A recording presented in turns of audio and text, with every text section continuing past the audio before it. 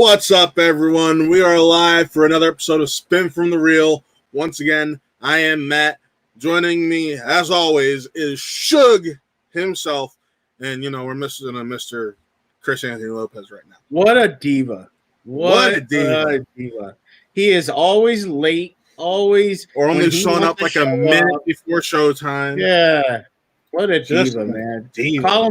Call him LeBron James. Jesus. No, that's more like Kyrie Irving. Yeah, let's call him Kyrie Irving. Yeah, and you're LeBron, and I'm I don't know who I am, but you're Chris Bosh. No, I'm not Chris Bosh. No, Suge. I say this because Chris Bosh was arguably the most important part of the Heat. Oh, okay. I want to be important. That's great. So you're Chris Bosh. Oh, look who we got. Mr. Always Taylor Cleek. How you doing, Taylor? Hope you're having a great day, buddy. Miss you, man. Yeah, we got a great show for you today. Unfortunately, Mr. Jader Paramo was not able to join us, but we do have two great guests who are guest hosting with us today. We're excited to bring them on. If you don't listen to their show every Sunday on stereo, you're missing out because it is some of the best Schmodown content on there. And that is none other than Corey Cameron and Dagan S. Broad. What's up, guys? What's going on, Matt? How you doing, sir? What's up, you guys? How you doing? Always great to talk to you too. I love listening to your show on Sundays, especially because you guys usually have the same takes as I do. So it's pretty cool not to think I'm the only dummy in the Schmodown. No, I'm playing. We're all we all have our takes. But no, how you guys doing, man? What's going on? Doing good, man. It's been a pretty busy week for us. We did the LGR tailgate on Friday. I was on the rundown briefly on Friday after pay-per-view. Then we did a really awesome hour-plus interview with John Roca, the Outlaw himself, yesterday on stereo for a show. That was awesome. Got some exclusive scoops on the future of the Outlaw and the Finstock Exchange. And and today we are here hanging with you guys. So been a fun week. That's awesome, man. That was nice. How was that interview with John Roca? It was great.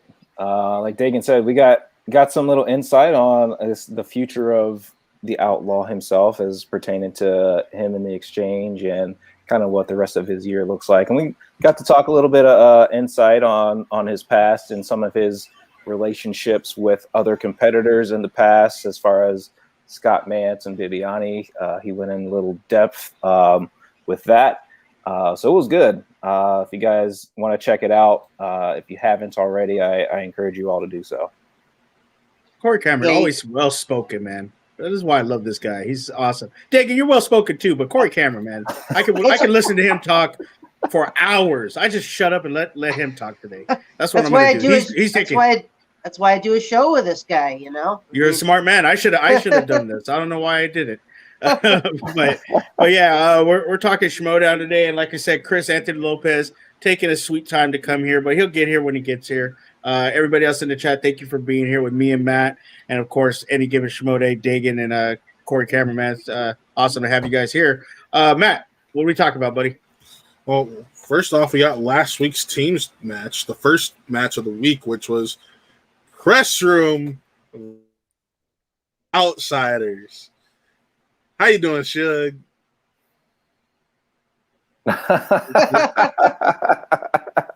Look at. I already knew this was coming. I already knew Matt was going to bust my balls this week. And here comes the other. Here comes. We'll get there, Winston. We'll get there. We gotta go in order. We got you, Winston. We got you. By the way, congrats to Big Brother Winston on his new gig for the Citizen app. Congrats, man. So happy for you. So proud of you. Congrats, kick his ass. And before we get started, of course, here comes the diva himself. Oh no! First of all, the second I had internet issues, y'all replaced me with another black dude. Andy's wearing a do-rag. Yeah, I am. Is there a problem? Is there a problem? Hello. God damn it. Much love. What's up, Winston in the chat? Corey, Dagan, what's good? What's going on, brother? Oh my God, Corey! I think it's the first time I'm actually looking at your face. Yes, it is. It is. You're beautiful. It's good to see me. It is. I'm more than happy to see you. Dagan, what's going on, brother? What's going on? I'm doing good, man. I've done a few shows with you already, so I've seen your face before. You've seen this ugly mug. You already know. I've seen that sparkling gem of a face over there. Yeah, so it is very sparkling, and not just because of his braces. It's my braces. Yeah, that's what it is. It's a shine when he smiles. Hey Chris, to let you know, my mouth is dying right now because I was at the dentist. So my whole left side of my face was numb, and now it's killing me. So you may have to talk for me today. Oh, Grace, I got to do double duty. That's why I brought in two other folks. Right. Exactly. The second I had issues with my internet, y'all replaced me with another black dude and Corey. What the hell's going on? Yes. My TikTok. Yes. Yo, yeah, dude, that Den Shield TikTok, that was hilarious. Shug. Good for you. My man's out here acing what the kids are in that damn clock app. He's out here killing it. Yeah, so let's get into the press room versus outsiders. And look, I don't know what it is. First off, Goddard is 0-4 this year, teams and singles. And he hasn't even played IG yet. Like, I'm scared to put him in IG because, good Lord. And it's not like he's getting TKO'd or, he's fighting back. He's in the match. But, the JT match was rough to watch. The first teams match that they had was a tough pill to swallow against Lightning Time. And then you come to this against Press Room, and let's be honest. I mean, I hope NFL Caleb's not in here. You're saying Perry Nemiroff and Horowitz, and you're thinking, okay, Paul Preston and Ben Goddard. You should win this match. Okay, you should get it. And boy, it did not. Look at Horowitz is a real player in the Schmodown. He's looking really good. And Perry, for how long she's played and the era she played in, she's looking pretty decent. You got to give it up. And that team. And that team, I mean, what do you do? And for me, I just don't know what's going on with Paul and Goddard. Like, they're just getting the worst luck in their matches ever. Like, Paul plays JTE, gets to a 5, and he like it's a 5 that he just doesn't know. And then, Lightning Time, they go and they get all the way to their 5 and then just lose to Lightning Time. And the same thing here. Like, Horace just has to answer a question, and boom, there you go. They beat him, and it's a tough pill to swallow. Do you split them up now? I don't know. They're 0-2 this year. You could split them up. Do you put back the Pride? Do you put Rachel Silverstreety with Paul Preston? Do you put Mark Riley with Ben Goddard or Mark Riley with Paul Preston? Do you do something with what's his name? Alonzo Duralde. Like, I don't know what to do because if you think about it right now for the Den, they have Saul and they got Harper carrying them. And if they can get to championship, they could get points and get back into the race of the faction race. But long term, do you chance sticking Goddard in the singles tournament? Do you chance sticking Paul in the singles tournament because of the way they look? Do you chance sticking them in the teams tournament? Granted, they're two different divisions, but they've just been having the worst luck this season. So obviously, let's hear what Corey has to say. Corey, what's good, brother? I would, because you got to look at your other options on the Den. If you're going to talk about the tournament, you got to look at your other options because you got Jader, who's just now coming off a win. Peggy looks great. Mark Riley, Lonzo Duralde. And seeing if you want to give a chance for them to even play this year or play more this year as well. So you got to weigh your options there. I don't have a definitive answer, but this honestly is bad luck right now for them, for the outsiders. They have played great. Like, they haven't played terrible in their matches, in any of their matches, singles or teams.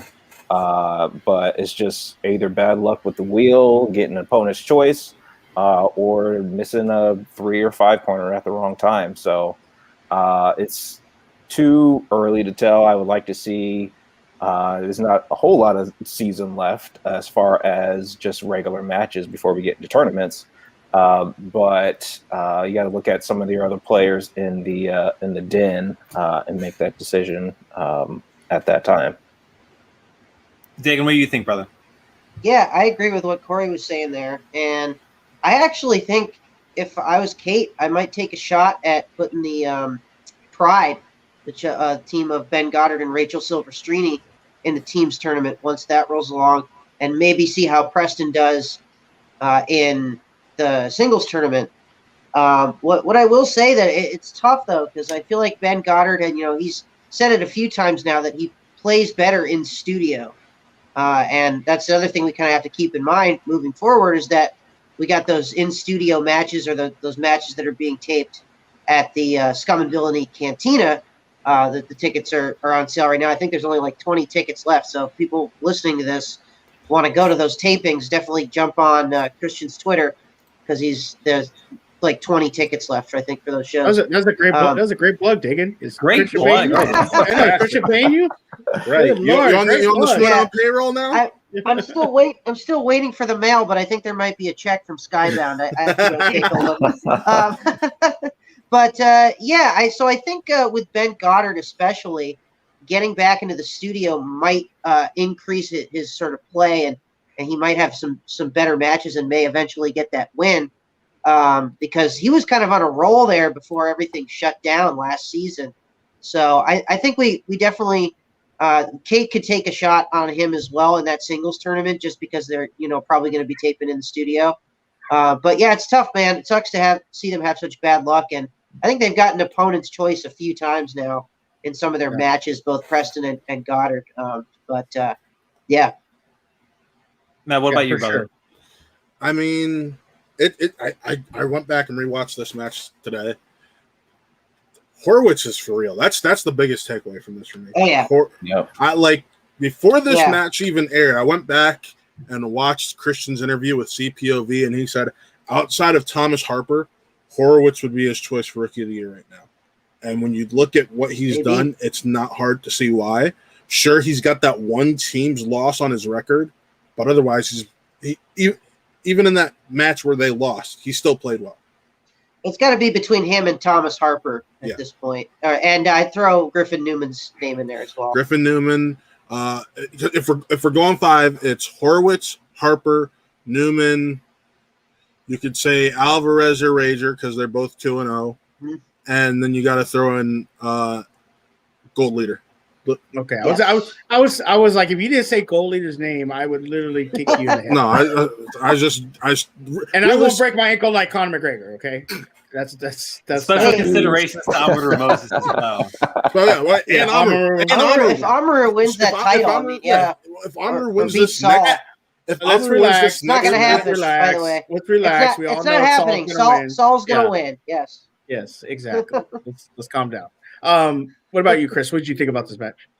Is it just me, or did the outsiders look tired? Like I know I don't know what's going on with these two guys in their personal lives, with Goddard and with Paul Preston, but the vibe just felt off in regards to the outsiders to me. And I don't want to make this a diss towards the press room, because press room, since we saw them play Rushmore in the teams tournament, we all were like, oh, yo, this could be a little fun team. This could be a little fun team with the Mercs. And they proved that in this one. They beat a team that was 1 point off, if I'm not mistaken, of besting Lightning Time, or if not taking them to sudden death in the teams tournament as well. I've gone on record on this show saying that was one of the better matches of the whole damn tournament between Outsiders and Lightning Time. We'll get to Lightning Time a little bit later. But Outsiders look really damn good in that match. They look spectacular. And coming into this one, I felt confident. I'm like, yo, not as a diss towards press room, but Outsiders just look like the better team out of the first round losses in the teams tournament. But something felt wrong in this, and maybe it wasn't them swinging for the fence with Tom Hanks in that second round, or like that pesky wheel with Outsiders, or not Outsiders, press room getting spinner's choice in that. So it felt off to me, and the Den did not have a bad week by any means, but this is just adding to the whole narrative of the Den are just struggling. They're in hard matches. By no means was this a a cakewalk of a match. I mean, obviously, but look at the record. Look at what's going on. And Thomas Harper is the one shining star out of all this. He's the guy that looks untouchable right now. He looks fantastic, but he cannot carry the den to the finish line. He can't do it by himself. He is to the den this year as Dan Morrell was to the exchange last year. Yeah, you serious? Like on some real shit with what the outsiders are doing, and with what Shug. Your name's Shug. Shug, you said that Ben Goddard, his record's 0-4 this year. 0-4 to start, and he hasn't even played Inner Geekdom yet. Across the board. And if my man two singles and two teams. Yep. Yeah. And if my man plays Inner Geekdom, and if he loses his first Inner Geekdom match, what's that say about him as a competitor? You know, because that was one of Kate's top two, one of her top three, technically. He's the guy that took the captain's role on that team as well. So you'd think that would be one of those lead by example type of things, but we just haven't seen that from him this season, unfortunately. And again, like what Shook was saying, it's not bad matches. He's not bad performances either. But with the record like 0-4, you know, that doesn't look pretty, regardless of context or not. 0-4 is not going to help your faction anytime soon. And he's facing these top tier competitors. Apparently, Josh Horowitz and Perry Nemiroff were out here. They were chuckling their way to the finish line, and they were just handing the outsiders this L. But damn, dude, Paul, like, I saw this crazy ass stat. I don't know where it originated from, but I saw it on Reddit and on Facebook. David Del Rio has given the same amount of points to the dungeon this year as Paul Preston and Ben Goddard to the den. Combined. That's crazy. That is a crazy ass stat. Chris, I know you love kicking me while I'm down. Can you stop?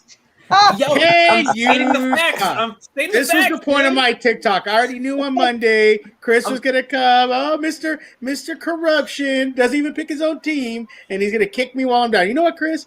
It's okay. It is okay. We're gonna have two champions this year. That TikTok is unreal, by the way. There, shit. It was Dagan, it was too real. That's what it was. Like with what the den is going through this year, they need to pick me up. And in regards to splitting them up as a team, I don't know. I think the outsiders are your A team, unless there's an ace in the hole, or we are underestimating the power of Paul Preston and Mark Riley on the team, or if Alonzo Duralde in regards to scheduling can come back. We see what that man can do. Duralde can do some crazy stuff in movie trivia, but we just haven't had the opportunity to see him. Well, here's the problem. Here's one of the problems: is them being on two. Do you try out another team? Do you give, Jessica Sloat and Rachel Silvestrini a shot? Do you give Mark Riley and Rachel Silvestrini a shot? You know this. As I said earlier, maybe Goddard and Silvestrini, the pride. You get that team back together. Peggy Govins in the chat. What about Peggy Govins and Paul Preston? And I know it's not obviously the season's not over. Mm-hmm. But the problem is with being 0-2, it's like what can how do you come back from that? That is such demoralizing being 0-2, and now you're going to go into a tournament and you're going to be a low seed. Like that's the thing too, and Goddard's talked about it. Think about it in the singles tournament. If he's put in a tournament, he is going to be a low seed. So he's probably facing Ben Bateman or someone of that caliber. And if they're in the teams tournament, they're facing Rushmore or Danger Zone. Or Deception or Corruption right off the bat. That is a tough, tall order. And yeah, you might say don't put a new team in there, but what do you got to lose? If you put a new team in and they sneak up on a team and beat them, it looks good. But if you put outsiders in the tournament and they're 0-2 this year, and then now we know it's in their mind. Oh shit! Even when you watch that match, there's a point where Ben Goddard, Horowitz answers the question to beat him, and he just smiles and shakes his head because you could tell he knows I'm gonna have to. Everyone's gonna be talking about it. Everyone's gonna be talking about how we lost again, and you could tell that's bothering him. You could tell on Preston's face it bothered him, and like you said, Chris, to your point, I don't see it. But a lot of people are saying they don't see the chemistry between Preston and Goddard. They see the two A players. Talk well together. They talk well together. I'll say that they're able. Yeah, but a lot of people are saying they see two A players and not an A and B player that complement each other. That's what they're seeing. They're seeing two guys that are a good trivia competitor, and they don't have that person that complements them. And which is weird to say because you would think about it, you would go, well, Dan Murrow and Ben Bayman are 2 A players, yet they complement each other great. I mean, they went through that tournament. If it wasn't for corruption just being corruption, Danger Zone probably would have a title shot right now. So I don't know what to do. And I like Peggy says, the season's not over, but mentally, where are Goddard and Preston? Especially Goddard. Goddard is my biggest concern right now because he's 0-4 this year. And that's a tough pill to swallow. Yeah. So you're gonna go ahead, Corey. Yeah, I would have to go back and watch, at least for chemistry, to like see who defers to who. And that's where I think in teams like is the most powerful, because if you spin, let's say, because they spun Tom Hanks. So when you spin Tom Hanks and whoever defers to the other player saying like, are you good with this category? Let's take it. I think that's where most of the action comes from in the team setting, because one person's going to kind of dominate, because we saw that with Danger Zone and the movie release dates. Obviously, Ben Bateman is great in movie release dates, but you see Dan Murrow, who is the A player on that team, or he's always going to be an A player on any team, kind of just defer to Ben Bateman and take that step back. So who's kind of taking that step back on the outsiders to defer to either step up as well on the other side of that coin, to kind of take the reins of a wheel category in any sense, is kind of where the A and B player kind of mesh with me. I just felt something off with the outsiders. Like that's what it boils down to. I can't tell you what it is. If it is that they don't know who is the A player in that sense, or if they just don't mesh well together, which that could totally be the case if they just don't mesh well together. Like we saw last year what happens when we put 2 of the best players of all time on a team together, and I mean now they are in this big stricken rivalry. But with these 2 guys, maybe we just need to shake things up. Like Peggy's in the chat, maybe you got to throw Peggy into the mix, or what Shug was saying, Silvestrini, Schloth, Jade, or Paramo.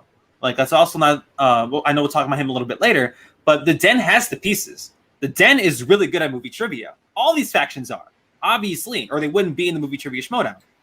It's just the matchups and the certain situations they put themselves in isn't meeting that level that the dungeon is at right now, or the Finstock Exchange, or the Mercs. And maybe it's scheduling and matchups.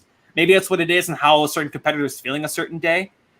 But if you had told me 4 months ago, that the outsiders would be 0-2, and it felt like they took a step down in their next match, it's like I'd be concerned, especially if Ben Goddard's 0-4, which I know that's been thrown around like a mother trucker, and we've said it a bunch on here already, but it's a concern nonetheless, and we should obviously keep that in mind, especially with the potential inclusion in the teams tournament or singles tournament, especially since we're doing 32.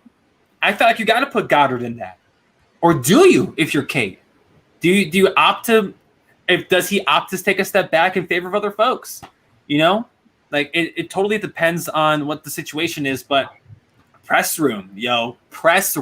Oh my God, the Mercs have 2 more than formidable teams, and I do not envy what teams have to play press room and Shazam going forward. I really don't. That's one scary ass teams division within one faction. Yeah, no, for sure. I mean, you know what? I know we're talking about the Den a lot. You got to give press room their respects, man. Like I said, Horowitz. Hell yeah. And like Matt said, Horowitz is for real. Horowitz shows up to play, and I appreciate that. And he's starting to show that he's a legit Schmodown competitor. And so that is awesome. And look, like I said, Perry is playing, at a decent level. Like we talk about it when you talk about sports and everything. You have that great player, but then you need that complementary player. she's playing complimentary Schmodown trivia. She doesn't have to be great. She could show up and be great. She can, but she doesn't have to be. She just has to be good. And she's good enough that they can beat teams. And look at Paul Preston and Ben Goddard are no slouches. I mean, they're pretty good movie trivia players. So this says a lot about Press Room, and I give them their credit. Even though I don't want to because I'm a den shill, I give them their credit. They deserve it. So what about you, David? What do you think about Press Room? Yeah, I think that, as you guys were saying, Josh Horowitz is the real deal. I think we kind of talked about it already. He's a contender for a potential Rookie of the Year slot. Kind of looking forward to seeing what Harper's going to do. If Harper wins the Star Wars title, I think that probably clinches it up for him for Rookie of the Year. But I think, Josh Horowitz is somebody that also could be in a potential singles title position at some point down the road. And if not, do some serious damage in like a singles tournament setting. And I think that, they're a team that could be contended with here. And also, I will point out how I feel they've improved from their first match to the second match. Like the growth as a team, I feel like has just been extraordinary. And I don't know if that has to do with kind of the, their study sessions or whatnot. But I would say that they're a team to really look out for. Hell yeah. Corey, last word before we move on to Lomas and Beth May. Yeah. Kind of going off of Dagan's point, Horowitz knows how to play the game now, and that's what it comes down to. He's got the knowledge, is just coming down to knowing how to play the game, knowing when to JTE, when to challenge. I don't believe he's done any challenges yet, but like the X's and O's of the Schmodown, he's got down now. So I think they're going to be a team to contend with. And Perry just needs to show up and do well in the first round. Obviously, they spun Spinner's Choice, and new releases is their thing. That's what their job is, new releases. So, right. Just knowing how to play the game and getting more experienced matches under their belt, they're going to be a team to contend with. You already know, baby. Press rooms where the party's at. And shout out to Ashley in the chat. I see you, Ashley. Thank you so much for coming by. Same thing with you, Jeff. Jeff, I do enjoy the TikToks you send me, although they are awfully weird, and I refuse to say what they are. He doesn't send me any. He doesn't send me any. Very, very hurtful. What? Yo, I'm gonna send you one of them he sent me earlier. It's absolutely. It's what I would think Jeff would send me on TikTok. I mean, you can't tell people what I send you because I can't. But the Mercs were busy this week. They had Beth May rocking as well on Thursday, and Brother Lomas, Brother Lomas, his second, the good brother. Yes, you already know him. He made his second appearance in the movie trivia Schmodown as a competitor in this one, in a proper match. And when we talked about this match last week, it was, can Brother Lomas answer third round questions? That was the big story. We know he was going to movie trivia. Also, same thing for Beth May. Can she improve on that match she had with Jessica Schloth not too long ago? And I don't know what this match said more about, Lomas or May, but I think, to me, Brother Lomas was the talking point, and he is just as good as his other rookies in the exchange.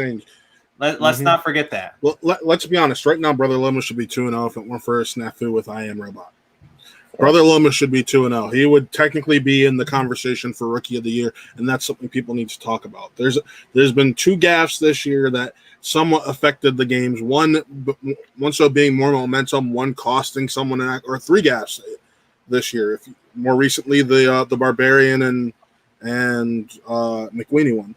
But the first match of Frankie Alvarez versus the Barbarian, that was a gaffe that cost, or actually not Barbarian, Brother Lomas. That was a gaffe that cost Brother Lomas the game and affected his record. Just like there was a gaffe when McWeenie had that pause, which it was that was a longer than 1 second pause, shouldn't have counted.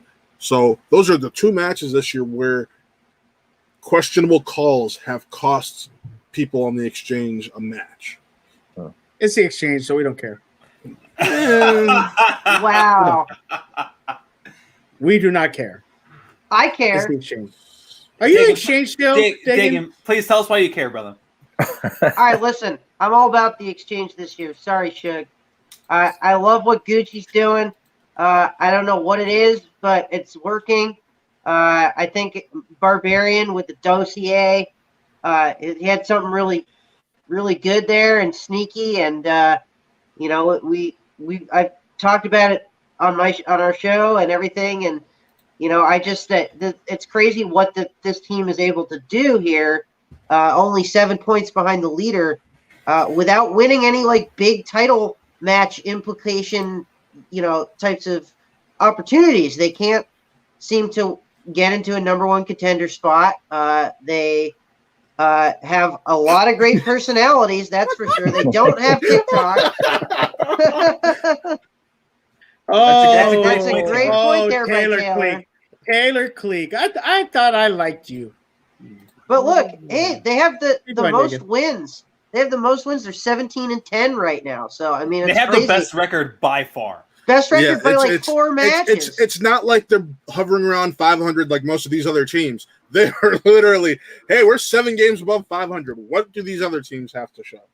Yeah, and just a hell of a collection of characters. And I feel like Brother Lomas especially is like one of their more crazier characters, I would say. And just like very scary. He's like, I don't know, almost like the Bray Wyatt of the Schmodown or something, if you're a wrestling fan. So yeah, I really like his character and what he's got going on there. But and I feel a little bad for Beth May. She's had a rough go at it her first couple matches. But yeah, I mean, another TKO for the Exchange. They have 8 on the season. It's crazy. Right, it's almost as if they should make a T-shirt out of it. Corey, what do you think about the match, dude? Yeah, that's Brother Lomas. I like him coming back and getting this win and getting the TKO, if that. So yeah, it's a good win for him. It's kind of more testament of the Exchange's fortitude, if anything, and keeping on the theme with their TKOs and dishing those -1s. It was a good win to come back to for Lomas and prove that he can win something. Beth May, like Dagan said, it was a tough go for her. Just some quick to answer, and maybe just some knowledge gaps there as well. And we know that she's great on the promo side. She's a great character. We love her for that. But yeah, it's been a tough go for the questions to come her way, and maybe we just haven't seen what she's actually strong in, and just all the holes that have been poked in her game have just shown. So hopefully she can get another match. Maybe I hate to say another 0-2 like a Sabrina Ramirez would be a great match for her, and one of them can knock a win out. But yeah, Brother Lomas, the Exchange themselves, kind of just keep trudging on, and where I'm excited to see kind of what the Exchange can do for the rest of the season. Yeah. So last week when we made our predictions, Chris called me harsh when I straight up said Beth May hasn't really shown me she has the trivia knowledge needed to survive in this league. I don't think she gave me much to think otherwise this past week. And I messaged Chris when I saw that. I'm like, yo, you watched that? He's like, no, not yet. Why? I'm like, I don't think it was too harsh. I really don't. Like, there was some stuff. When you have a category like I feel comfortable with, and you check down, what was it, 3 out of the 4? 3 out of 4. It's hard. And I want her to succeed because her personality and the charisma she brings, it's fantastic. But she needs to show me more in regards to trivia. It's not just about the character. A big complaint people had with a lot of these coming in, and May wasn't one of them. We're more so looking at the Brother Lomases, the Ragers. all those kind of rookies. People are like, sure, they have a character, but can they play trivia? Like I argued, Brother Lomas should be 2-0 right now. That's just the world we live in. He should be. The Rager is 2-0. So what does this say that we just kind of we're not holding certain people to the same standard? What do you mean by that? We're not holding people to the same standard. So people are still being rough on Brother Lomas and the Rager because Right. Well, look at the questions they got. Okay, Lomas literally played in a match with Beth May and completely outperformed her. Why are we still questioning? No one's saying anything about one, but they're saying stuff about the other. Just like people thought Rick Radish was going to get the floor wiped with him by Peggy Gummins. It went into that was actually a great match, and that showed they have trivia knowledge and they both belong. That's still my favorite rookie match of the season so far. Mm-hmm. But my point is, why are we going to be harder on some competitors than I'm just saying? I love her character. I want to see her give me more of that trivia knowledge. Mm-hmm. So people aren't giving the people they considered the character people the credit in regards to their trivia knowledge. But when you have another character person, they're not out here saying, "Oh, they're just fine with it." They're not criticizing. Hey, they don't keep that same energy. Is all I'm saying. Don't be like, okay. Don't be like, okay, they lost. No, keep the same energy. That's all I got. Beth May gives me hardcore Josh McCouga vibes, like incredibly hardcore. And I'm not saying that Josh McCouga is they're in the same lane in regards to movie trivia, but I think Beth May's personality will still keep her around in a league like this. And in the OG Schmodown, Beth May be getting matches like it's nobody's business because she's a draw. Yeah, look at her every time her promos come out. We're all like, "Ha, that's great," because they are. They're hilarious. I catch myself cracking the hell up when I watch Beth May's promos. And in the OG Schmodown, like those are the characters that succeeded. That's why Josh McCouga has played like 20 plus matches, even though he's the epitome of a 500 player in the movie trivia Schmodown. Like he got matches because he was always because he was that personality that people like coming to see. So in a league, the league's changed since then. By all means, 100%. So maybe Beth May doesn't. She may not reach that status to where she can, hang with all these with the Merles and the Marisols and the Batemans and all that stuff.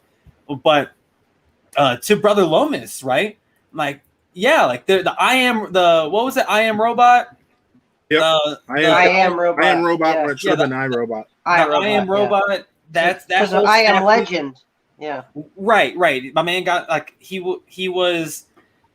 That call still kind of rubs me the wrong way, but again, it is what it is. Stuff happens. We got to adjust and move forward. But Brother Lomas and Taylor put it perfectly in the chat. People underestimated him because of that.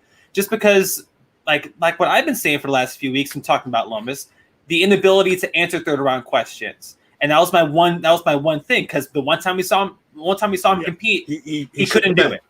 Yeah, he just couldn't do it. That's my one. At the same time, he still played really well in rounds 1 and 2. Yeah. So I was just waiting for that, and now he gets another W against Beth May. So hell yeah, by all means. But that next match, right? Whoever we see Lomas playing next, whether it's someone like and Taylor's out here already slandering Frankie Alvarez, but somebody like that, right? And Taylor, you have some pretty strong opinions tonight. But I got a potential competitor for Brother Lomas. Maybe not next, but at some point. Brother Lomas versus Video Drew. Yes, that she's coming off of a loss. That could be that would work next. That'd be pretty rad. Just saying. I was thinking maybe more closer to like Halloween. There might be some spooky vibes going on with that match. It may be a tournament match. Think about it. Think about this, Dagan. We got a tournament coming up. Could be a tournament match if Lomas is in there. That's a good first round matchup there. Taylor Cleek, I am excited to see Frankie lose his next. Taylor, I don't know what the hell you're on tonight, brother, but it's like that pesky ass. We said the R word way too many times. I think that's why he's acting up in the chat. Yeah, don't say it too many times. He might show up. No, please, God, no. But the exchange, I don't know at this point. Jeff said in the chat earlier, I'm going to repeat it right here. The exchange has so much personality, and they're winning the damn matches. Dagan, you said what? They're 7 points behind the leader? And they're 17-10. They have the most wins in the entire league.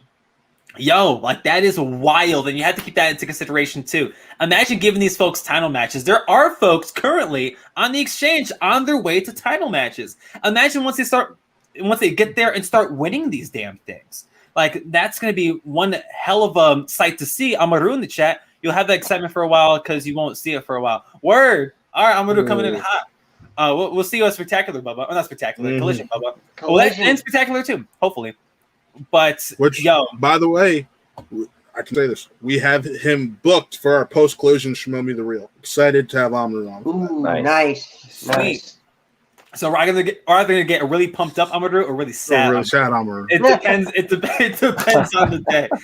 But that night or the match with May and with Lomas, obviously, I think the talking point of this is Lomas and he should not be underestimated anymore. And to Matt's point, like we talk about Alvarez 2-0, we talk about Radis 2-0. We also need to talk about Brother Lomas because that I Am Robot, people are still talking about it, and that's what we're gonna do. That's the league we're in now, where peeps are getting screwed over because of these smallest, like the absolute smallest mistakes. And think about. It had been an in-studio match, Lomas wins, point blank, because they would have heard the I am. I've talked to a few people who were there, or people I didn't challenge it. We're losing Matt. Frankie, yeah. Frankie has even said, "You're back. You're back. We gotcha." He's on Starbucks Wi-Fi. So Frankie has even said in stuff that he didn't have anyone question him when he said the I am, and then when he saw, he's like, oh, if it sometimes it'll happen. There's just a slight glitch, so he's like, okay, I guess I'm right. Everybody else apparently heard iRobot, and it's just he glitched and it worked in his advantage. But at the end of the day, if that was in studio, we got a 2-0 Lomas. So right, I mean that small glitch. That's all great and everything, Matt. But if I didn't get my ex-wife pregnant, I wouldn't have 2 more kids. So we could do it, but it don't mean anything. The bottom line is Lomas is 1-1, but he's playing good. Yeah, he's don't matter. He's 1-1. Doesn't matter. And let me just say about those kind of errors. We're headed back to in-studio matches, so hopefully we won't get those as much. I mean, and you'll get that crowd there. You get those people there. If something, most people would have heard "I am," and you would have heard the crowd like, "Oh no, you got to challenge that." So I think that's. We only have like a few more weeks. But Matt, records don't matter, right? Fuck the records. Matt's, and also for the record, let's also point out that Matt, you and apparently Frankie Alvarez have the same internet because you were glitching. I heard "I am Robot" a few times in that. There's a lot of writing. There was a lot, but like May and Lomas, these rookie matchups, it's setting the stage for what the future of the Schmonauts is going to be, at least in regards to the personalities and faces that we're going to see. And I think even though she's 0-2, I think we're going to see more Beth May in the future. I do believe that I say that in confidence. I do want to see more Beth May, and I do want to see more Sabrina Ramirez. I want to see more of a lot of people that are in the league who do have losing records. I understand that the Schmodown needs entertainment as well as competitive trivia. I'm okay with that. That is fine. We can have it. There's like a great IG player once said, there's room for everybody in the Schmodown. So yeah, it's fine. If some people are more entertaining but not as good, that's fine. That's cool. They're going to be at the bottom. They're going to be playing other people that are the same way. That's fine. But you're going to see the cream of the crop rise, and they're going to get to the bigger matches. Obviously, Rick Radis, he wins his next match. He beats Frankie Alvarez, or if they're playing, or he wins his next match. He's 3-0. He's on the path to a title. That's just bottom line. You know, if Frankie Alvarez beats Triple R and he's 3-0, he's on the path. You know, that's a potential rookie #1 contender match right there. Exactly. You have 2 3-0 rookies against each other. Yeah. Exactly. You got Horowitz. You got so it's okay to have extremely high pressure matches, but we do have to now realize that we are going to have some matches that are not so high pressured, and that's okay. Let's enjoy them for what they are. Enjoy Beth May for her character. Enjoy Brother Lomas for their character. And if they win, cool. They're going to get more matches, and they're going to get into bigger pressure matches. If they don't, they're still here to entertain us, and that's okay. You know, that's what I'm good with. Well, right. So I guess the only reason I bring up the 0-2 is because here's the thing. Christian Harloff has said, if you're on 2, are people going to care about you? Are people going to want to see you more after that? It's not if it was close matches. I get what you're no. I get what you're saying. Goddard's 0-4. People are going to still want to see him. People are fans of him. Beth might be 0-2, but people are fans of him. I get what you're saying. Goddard's only 0-4 this season. He's got wins. Yeah. But we dictate as fans. We dictate who we want to see. We let Christian know, hey, I don't want to see this person anymore because they suck. You know what? Yeah. And we let it be known, whether it's in Reddit, the Facebook group, Twitter, whatever. We let it be known on these shows, whatever. And Christian tends to listen to fans for the most part. Yes, he's still going to book the way he wants to, but he tends to listen. He tends to, take the fans' opinions, or at least what I like is he's like Dana White. He'll set up matches we want. We all want to see Frankie Alvarez versus Triple R. We all want to see Video Drew versus Brother Lomas. We all want to see, Amaru, versus this person. We want to see these matches, and Christian tends to listen and book those matches for us. So I think that worked for the league. I understand where you're coming from, Matt, but we dictate that.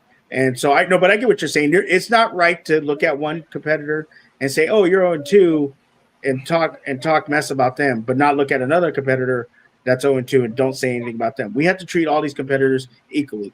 Like I said, keep it to the game. Then talk about Shimoda. Don't talk about it personally. I'm not saying you are. Yeah. I'm just saying if people were to come back and be like, "Oh, well, you're saying this about this person." If I'm talking about the game, there shouldn't be an issue. Not like I'm saying this and that about him. I'm talking about the game of the Schmodown. That's okay for fans to talk about. Talk about it personally, then you're overstepping, and that's where people are going to step in and let you know that you're in the wrong. Hell yeah. Great way to end that. Let's move on to Friday because I know Shook wants to talk about the den a little bit more, and this time in the positive sense. We can talk about the den in the positive sense. I need some positive. I need some positive in my life other than my blood pressure. Word. Jader Paramo and Eric Zipper. Eric Zipper representing Swag and Jader Paramo with the den.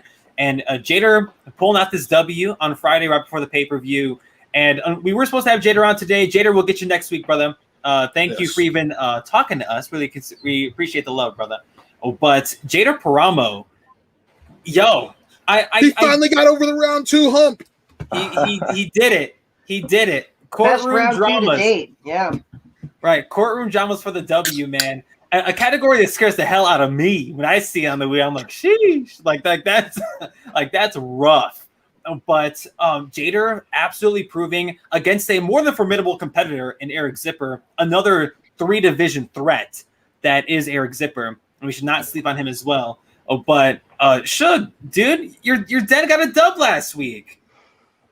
Keep rubbing it in my face, Chris. All right. Yeah, I'm talking about. We're talking about Jader. Jader played really well. You're so condescending when you talk about my den. Why? You're so condescending. My den. Anyway, let's talk about Jader and how great he played, and he beat a formidable Eric Zipper. Don't sleep on Eric Zipper. Came back. Eric Zipper. Come back when mine. Yeah, Eric Zipper is a good player in this league. He's been around for a while, he's like Chris said, he's a 3-division threat. I feel so good for Jader because he's gone. He had that loss to Janine, and that was tough for him. And so he wanted to come back. And we got to remember, Jader's one of us. He originally started out as a fan, won a contest and was able to, he only got one, he was only supposed to get one match, and if he lost, then he would not play, and if he won, he'd continue playing, and now he's a full-blown competitor. So we no longer can call him the fan that made it. He's a Schmodown competitor, and he's putting the work in, and I know talking to him, he's going to school, he's doing a lot of stuff. He's got his movie reviews. Yeah, he's got his movie reviews. He's got his kids. So going through personal stuff and everything like that. I was happy for him to get this win. I was very happy that he got this win, and super excited to see where he goes from there. Hopefully, this catapults him in a positive way for maybe the singles tournament, maybe for another match where it can get him going and he can go on a run because. These last couple of times he talked about, like with Janine, he couldn't answer his 5-pointer, and that's what cost him the match. And so for him to be able to win this match, come back and win it, it's positive for him, and that's it's good to see. What about you, Dagan? What'd you think? Yeah, I think Jader's somebody that I've always seen a lot of potential in. He did have his kind of Achilles heel there for a bit with the second round. But yeah, as you guys pointed out, I think he's overcome that now and proved that he can really shine in this game. And this is definitely I feel like his best match to date so far, and really impressive performance by him here. But no discredit either to Zipper, who I feel like a lot of times is can be underrated. I mean, he doesn't have the best record necessarily, but his gameplay has always been very impressive to me. And yeah, he's had some tough matches where he's been ahead and he kind of doesn't get the 5 or he loses that lead. But I did like what I saw from both of these guys here, really, and I'm looking forward to seeing more of Jader for sure, because as you guys were also mentioning, he started out as a fan, and he's showing that anybody that loves this game and loves the Schmodown, it doesn't matter who you are. If you're good at it and you put in the time, you can achieve great things, and you can really perform as a competitor in this league. So I forget that Jader was a fan like that, and that's a good thing. I know, and it's a good thing, that I forget that. I forget that a lot of these folks come from like the position that we're in right now. Like they either were talking about the Schmodown or they went to a Schmodown and like all this fun stuff. But Jader over the last year plus, like he's had an up and down career, and a lot of folks would sleep on Jader. And when the Den picked him up in the draft, it's like, what can we see out of Jader this year? Like, because I feel like what Shook was saying a little bit ago. Like this was almost like a make or break season. Yo, it's like Jader, you got to show up and show out, brother. And he's even in losses, he's playing really well. Like he's playing better than some of these other folks who are getting in matches. Like then the fact he's not possibly getting KO'd in the second round. So yeah, he's right. So especially when you're facing someone like Zipper, and yeah, Leo, he's 0-3 this year. He's hurting my fantasy team, but we're not going to talk about that. But when you go into a match, especially with someone like Zip, who's been around for a little bit, and you end up taking it with that courtroom dramas of all categories. Jader's gotten in the second round of everything, and you were to tell me that courtroom dramas is the one that breaks the mold. It's like, yo, like the second it was introduced into the Schmodown, the second I noticed that on the wheel, whatever match it was, I'm like, what the hell is even that? Like, I don't want to see that garbage. And when folks spin it, they make their way through it, and Jader's is the latest example of that. And Zipper getting the action adventure again. Like Zipper did not play a bad match either. Like Eric Zipper is still definitely really good, but like I was talking about with some of the folks in the Den not too long ago, like you're just coming up with you're facing this stiff competition, and the questions just weren't going your way that day. And that was the case for Zipper. Like I wanted to pick Zip last week, but I'm like, yo, I'm gonna rock with the Den this one time to make Suge happy. And like Eric Zipper struggles with swag, and swag is a faction, even though they have some shining spots, and we'll get to them a little bit later. But these factions that we thought looked great on paper, like they're just having some stiff competition, and that's just how the Schmoedown has evolved over the last 2 years, last 2 seasons.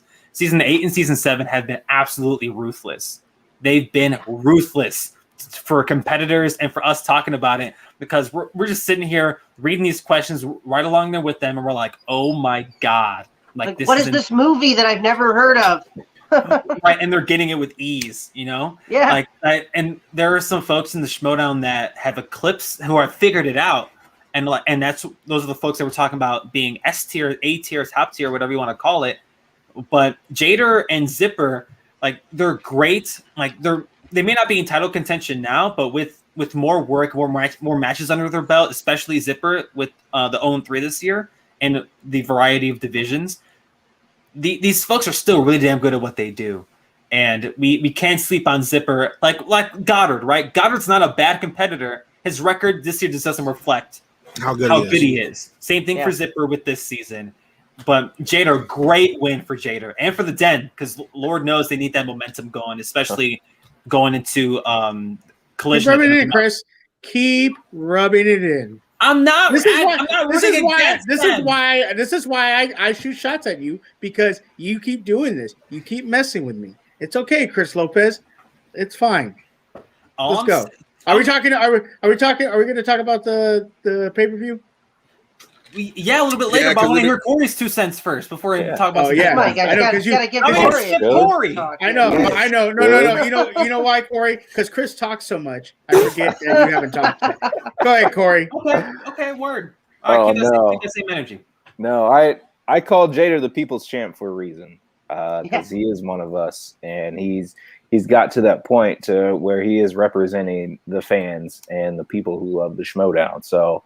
And I know we don't talk about ifs, but losing that match to Janine and where we saw Janine go after that match, like Jader could be in that spot where Janine was and playing Marisol and possibly playing Kevin Smith now.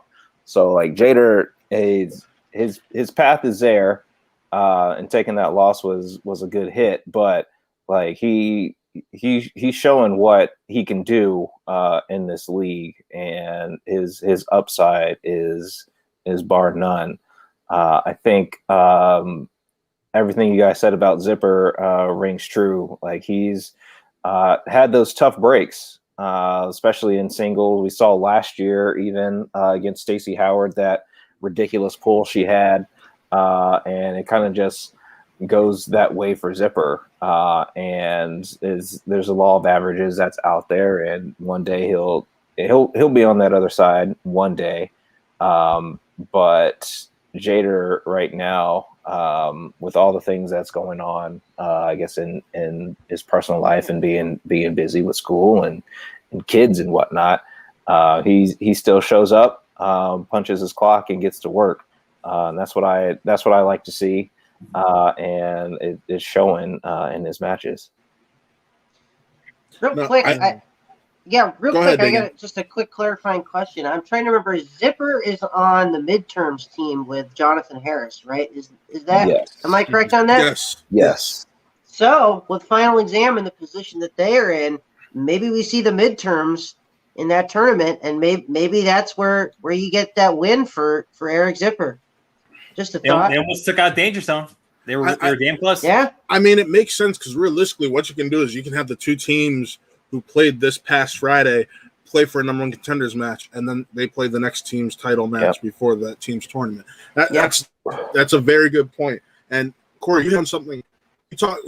We compared. Woo! It's robot Matt. I just saw. Correct answer. I just saw my thing go from 3 bars to 1, and I'm like, well, here, utilize this time and say we're back. Okay. All right. Ben Goddard and Eric Zipper having just about the same luck, it seems like this year and last year. It's not there for him right now. But the law, like you said, law of averages. Yeah, it is your internet. Neither is your Yeah, I It's know. not there. I can't wait till not we there. switch providers. And That's You got the happening soon. animalistic internet. And before we move on to the pay-per-views or whatever, I just want to say, y'all remember that movie Bow Wow was in about when he won the lotto? Lottery ticket. Oh yeah. Yeah. Lottery ticket. Yeah. Yeah. Doesn't Chris look like Bow Wow from that movie right now? Oh my god! Yes. Fuck Like yeah! Chris works at Foot Locker. Go give me some shoes, Chris. All right, let's talk about the pay-per-view. You want me to take it off? I'll show you my braids real quick. Oh, you got them done? Yeah. Oh, look at Gonna Oh, start my- hey. you gonna start freestyling on us? Oh my god. It don't. Yeah, You look like a 2K Mob career player. good. That's not Bro. good. That's not Bro. good. The Schmodown has never seen so much color in its life right now. Hell okay? no. Look at this. Out here changing the damn game. Matt's Kinda just hating looks on like- my hair. Kind of looks Hey, like you Riff kinda Raff not- a little bit. Dude, now you kind of look Hispanic, man. I'm telling you, you look like my uncle. He looks like one of the Hispanic motherfuckers Craigslist next to it next Friday. Yeah. Yeah. You kind of Especially do. with that outfit right now. Bro, let me go. Hold up. God. Let me go shave my head real quick. We got baby Joker, little Joker. All right. Let's Goodness. move on. The pay-per-view. Let's move on. The pay-per-view. There's a pay-per-view. Yes, let's move on to the pay-per-view. Don't call it a comeback. No! Oh. All right, so the Only pay-per-view. Chris know what that means. The pay-per-view. That's ridiculous. That first teams Oh, that man. first teams match. Chris. What did you think about it? In regards to what was it? First Deception match. and Lightning Time? Yeah, this is Yeah. because you're the corruption heel, Right. wannabe, whatever you want to call yourself. And by the way, I suggest everyone go watch Shmow Me the Real on the Shmow Me the Money channel. I highly recommend watching it. Oh God. Because I know Matt loved it. Oh, but the match itself between Deception and Lightning Time, it boils down to one thing, right? Like there's one stumble that really got Deception in a pickle, and Lightning Time. We've been talking about this since they were created as a team. The second that we got the announcement that they were going to be together on the team, like this is what we expected. Getting a category like dance movies in your second round and absolutely crushing it in the process, and getting some. And if I'm not mistaken, they got some steals from the Star Trek side of things with Deception. Mm-hmm. They got So- one steal, which is Right. very. When you talk about it, and I just want to point this out, they Mhm. got opponent's choice, and Deception was able to navigate Star Trek. Other than that one question, I'll go to the question I think it would change the game. But go ahead, Chris. Continue. No, because that's what it was. It was one question, and Adam talked about this a ton on social media and in the post match, because the whole thing is like Marisol knew the answer. She said it out loud, and Adam, said the incorrect answer, but they went with Adam's guess. And although they swept the floor with the third round questions, it was the stumbles that ended up costing them in the end. And I don't want this to become like, oh man, Deception, oh damn, look at them, oh shit, because that's not what this is. And I don't want the conversation to be like, oh man, are they as good as they really are? Shit, look at the performances. Look at what they've done. If one question, Lord, please, Lord, if they miss a question that makes them that we should start talking about how they're an I team. Their record, look at their record, and it's because of the teams that they've played in a teams tournament late last year or what they've done this year. Teams Lightning tournament Time this is year. one hell of a team, and they will be in title contention by the end of the year if they already aren't by the time the teams tournament comes around. So it boils down to just the one goof, but Well, it was more than one goof. There was another big goof. But we'll talk. right, but Deception, depending on how the whole Shazam corruption thing pans out, we may see Deception back in another teams tournament come the end of next year or come any end of this year.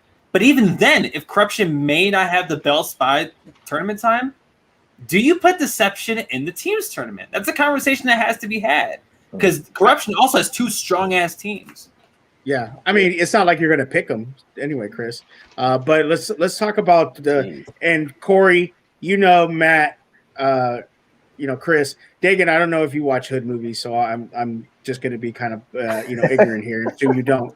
That question of missing Friday and Don't Be a Menace, what city it took place in? Yeah.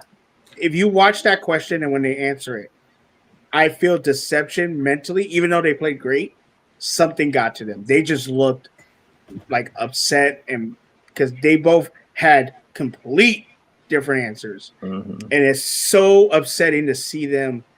And even though they like Chris said, they that second round was amazing for opponent's choice, and you miss one question, and it's a multiple choice. You got to feel good about yourself. And in the third round, they answer all the questions. I just think they wish they had those questions back. And I don't know if Adam talked about it on social media or Marisol. That's a tough pill to swallow, because when you'd say Friday, everybody knows. I mean, it says it in the movie. South Central Los Angeles. Yeah, everybody knows. It says it in the movie. Between Normandy and Weston, Normandy and Western. Those are California streets. I'm going to take Chris there when he shows up for Spectacular. We're going to go to Normandy. I mean, he looks like he can blend in right now. Oh, absolutely, absolutely. I mean, you absolutely blend in. But like it's heartbreaking because I'm sitting there. I'm like, yo, like 99.9% of hood movies take place in South Central LA.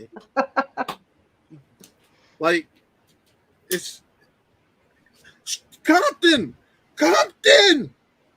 That's all I got to say. Yeah, when he said when Colin said New York City, I was like, oh man. I was like, what?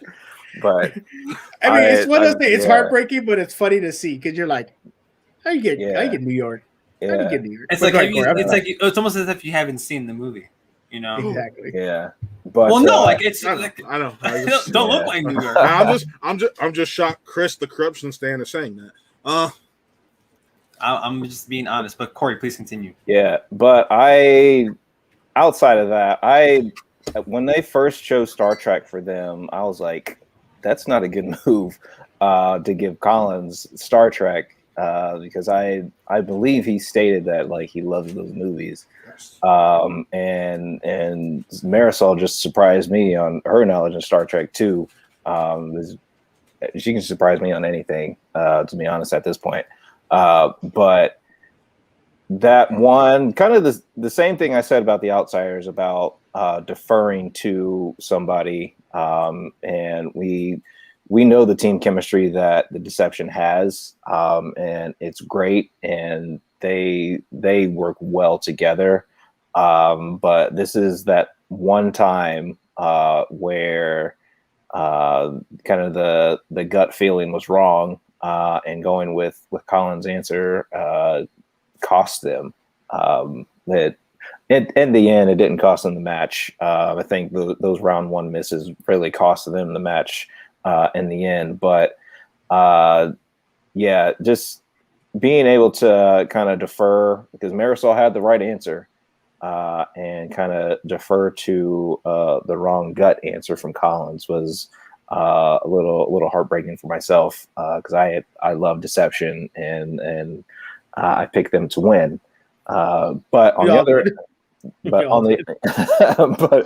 the other side of that, Lightning Time, getting dance movies and, excuse my pun, waltzing through that category was great.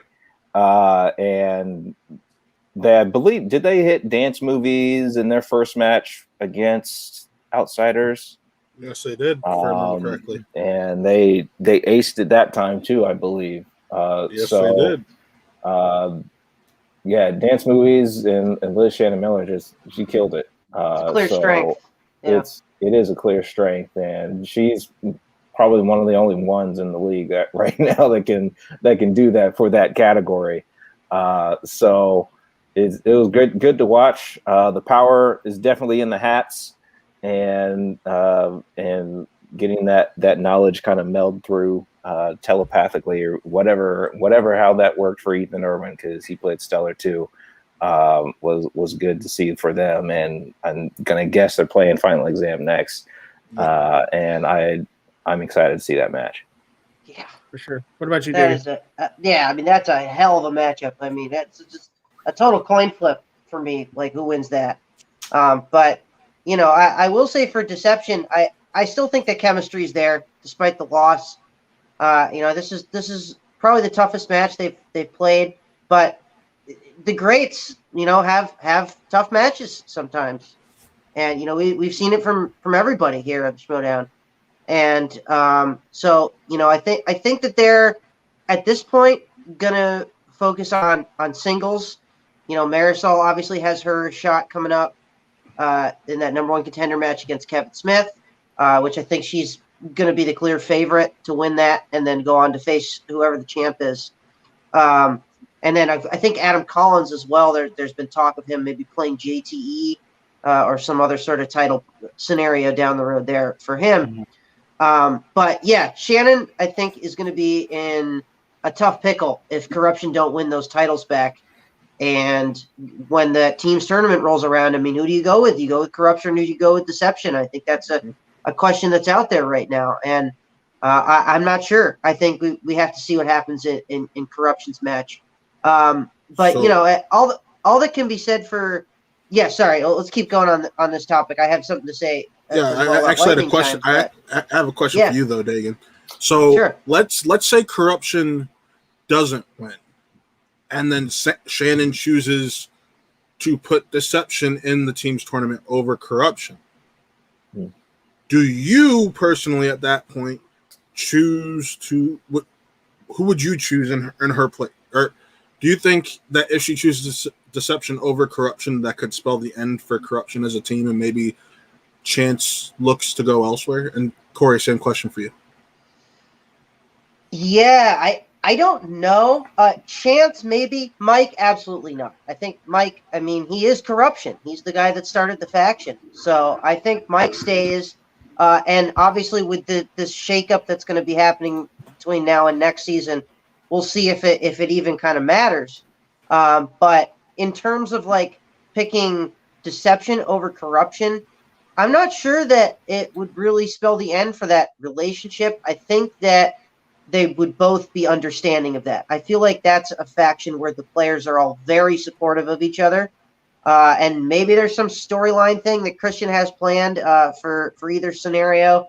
And especially with Chance in the singles title picture as well. You got Marisol, Chance, and Adam in that sort of potential title shot picture. So I mean that's a lot of points maybe up for grabs for Corruption. So I'm not sure it would spell the end for them, to kind of answer your question. But yeah, I'd be curious to see what Corey has to say.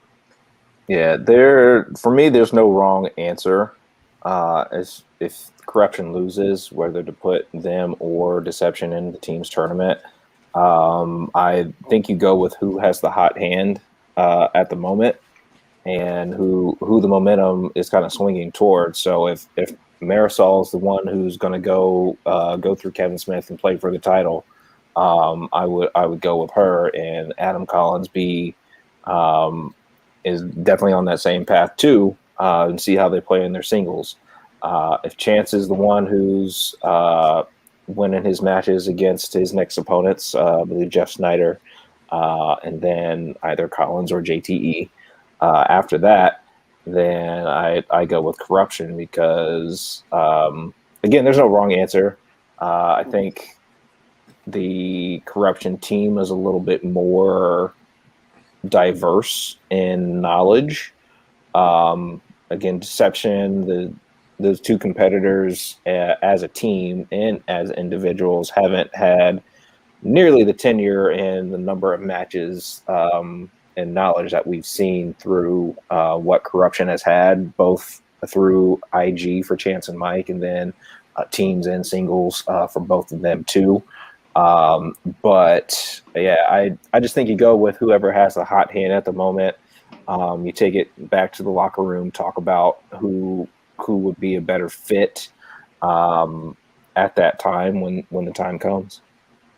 Now, here's the question.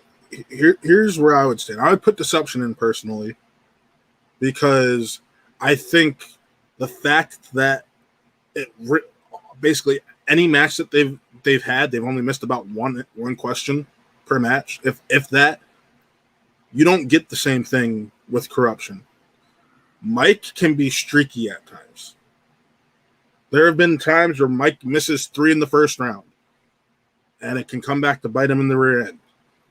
So that's personally where I stand on. I was just curious to where you guys thought. If I can throw something into this, I mean, with tournament season, I have to think about Inner Geekdom.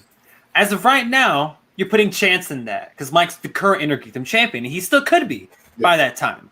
So if Chance is still, if you want to focus, because we saw what happens when Chance is a lot on his plate. We saw what happened late last season in regards to Chance. But in the tournament, if Mike's still champion, you're putting in Ellison. And Mike's obviously going to, do whatever the champ's going to do and prepare himself for his next title match. Because Lord knows, since we have a title match every other month, it feels like, you got to be fresh. You got to stay ready. And Christian announced, I believe, at the tapings in August that Dagan was referring to earlier, we're getting Don Depani and KO. So that, on the 14th, buy your tickets. August 14th. Yep. Yeah. So it's going to be one. It's going to be interesting. I'd put in Deception as of right now myself because Corruption, they could be the damn tag champs. They could be the damn tag champions. If we want to end this conversation, will be meaningless because Deception will be the automatic team in that tournament. But who the hell knows? There's a lot of schmodown between now and potential teams tournament. But I side with everybody else and Colin Morris in the chat. Deception. I'd slide towards them if I had to put a team in there because Chance and Mike could be busy with Inner Geekdom and they could be the damn tag champions. Yeah, for sure. And but what I want to say about this is I think people need to pump the brakes on should they be separated? This is their second year together. It's not like we need to pump the brakes on that. No, and that's why I wasn't asking about Deception. Yeah. But there's a difference between Outsiders and Deception. Deception's one. Outsiders have lost to two. Yeah, and Outsiders has lost, but they weren't together last year, so it's kind of hard. And when you can notice there's a chemistry difference. Corey said it. I could tell there's maybe there's a little bit of they need to talk a little bit better with Deception, but there's chemistry there. You can see it. With the Outsiders, it looks a little off. I don't see it, but a lot of people have said they don't see the chemistry. So I think people need to relax with that. Also, too, as much as I don't want to give him props. Justin Hamilton did say, for Adam Collins, his year was going to be a failure no matter what because of what he did last year. And so people want to pile on him, but look what he did. I mean, went through a tournament, beat the greatest of all time in spectacular, to win the belt. Like he is like. He could only go down from there. And so I think people are being extra hard on him because of that. And it really sucks because he's a great player and he's only getting better. It's only his second year. And look at all the Pride Pro. He hasn't been in the league for a year yet as well. Right. No, he's officially been in for a year at this point because he got in regards to competing. Yeah. For boiling it down to semantics. So I think it's so fair. And before we go on, does Chris not look like a Puerto Rican rapper? I'm just saying, bro. Shug, you just put the bandana on his head, and he looks like the dude from Next Friday. Yeah. I have. You just gotta do the little squint and just keep his head up like this. I don't like that movie either, but I have to. I don't know Chris, why. Where can we download your newest reggaeton hit on Spotify? Do you have say that one more time for me, Dagan? Say that verbatim one more time. Yeah. Hey, wait, no. It could be reggaeton, or it could be Latin hip hop. Especially with that Hey, right now. Is he Deadpool? Is he Deadpool? Deadpool. Oh, Deadpool. I don't know who Deadpool is. He looks like Bad Bunny right now, though. Sounds cool. Yeah, right. It was a way to get around and call him Pitbull because he's not bald. I can't wait for your next. For your match at SummerSlam. Yeah, he's Bad Bunny over here is going to have a match at SummerSlam. I saw against, Chris in the back.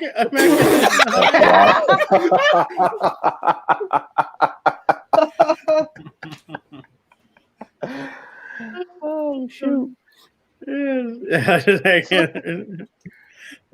Oh my god! Oh, man. All right.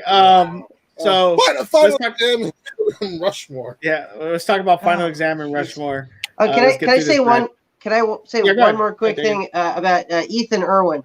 This guy is on a whole other level right now. He's playing like somebody that is might win a title, but is going to win a title.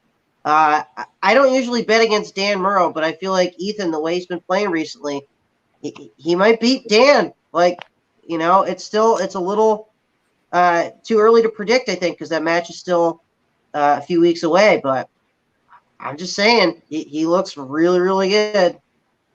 Yeah, Ethan looks fantastic. And I'm glad you mentioned it because with what Ethan, with his match with Ben and now this one against Deception, that's some great talent you're beating. Marisol McKee, Adam Collins, Ben Bateman. Those are some of the best players in the league right now. And when I think I don't want to say people slept on Ethan, but with the suspects in their year that they're having, they weren't having the best year. But now Ethan and with wins with Shannon Miller and now Amaru, like you're racking up these wins going into Collision. Like this could be a big month for the suspects, especially going into the tournament season. They've won their last five matches in a row after I Lightning six. Maybe it is. I think the last match they lost was Paul Walter Hauser. That was all the way back in May. So they haven't lost since like May 28th was their last loss. Right now, I'll check. Yeah, there's a lot to look forward to in regards to the suspects, and Ethan Irwin's at the helm of that. Yeah, he's leading the charge. God, 100%. But moving on to that, the main event of the pay-per-view from this past Friday, Final Exam in Rushmore. And I know all of us here on Spin from the Reel, we were riding the Rushmore wave. What were y'all's feelings going into this match? Well, I had Rushmore too. Just from the way that team, I mean, they got through the tournament final.